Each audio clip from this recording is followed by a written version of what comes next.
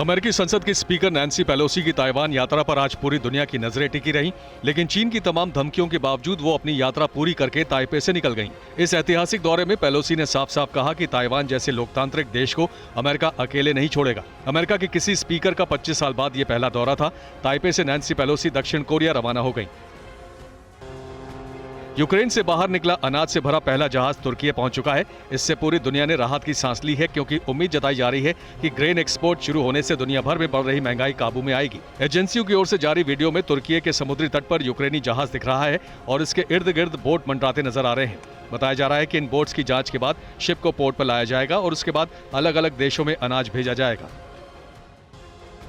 रूस यूक्रेन युद्ध शुरू होने के बाद शरणार्थियों की संख्या 1 करोड़ तक पहुंच गई है। ये आंकड़ा United Nations high commissioner for refugees यानी UNHCR ने जारी किए हैं।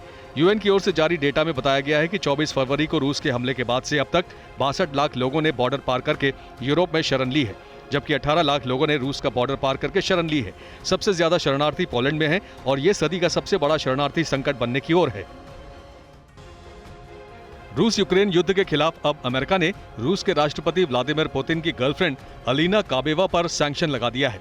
इससे पहले यूरोपियन यूनियन और इंग्लैंड ने काबेवा पर प्रतिबंध लगाए थे। यूएस ट्रेजरी डिपार्टमेंट ने सैंक्शन की घोषणा करते हुए कहा है कि रूस को दंड देने के लिए अलीना पर सैंक्शन लगाए गए हैं।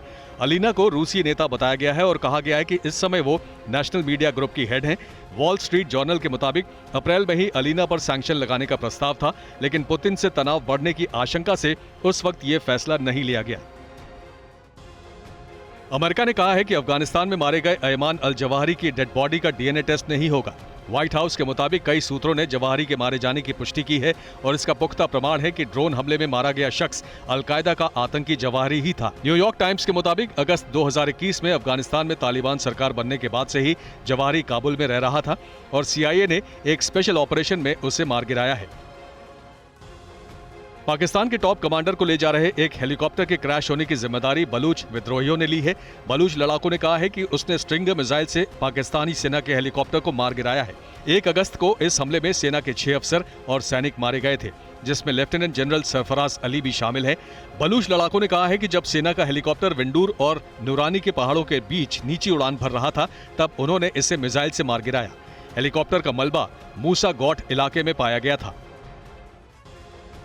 नेशनल हेराल्ड के दफ्तर पर ईडी ने बड़ी कार्रवाई की है। नेशनल हेराल्ड के दफ्तर को सील कर दिया गया है और बिना इजाजत दफ्तर को खोलने पर पाबंदी लगा दी गई है। इसके साथ ही कांग्रेस दफ्तर के बाहर पुलिस बल तैनात की गई है और कांग्रेस मुख्यालय जाने वाले रास्तों पर बैरिकेडिंग कर दी गई है। ईडी की इस कार्रवाई के बाद राहुल गांधी और सोनिया गांधी के आवास की सुरक्षा बढ़ाई गई है। ये एक्शन दिल्ली में 12 ठिकानों और दिल्ली के बाहर अन्य ठिकानों पर छापेमारी के बाद लिया गया है।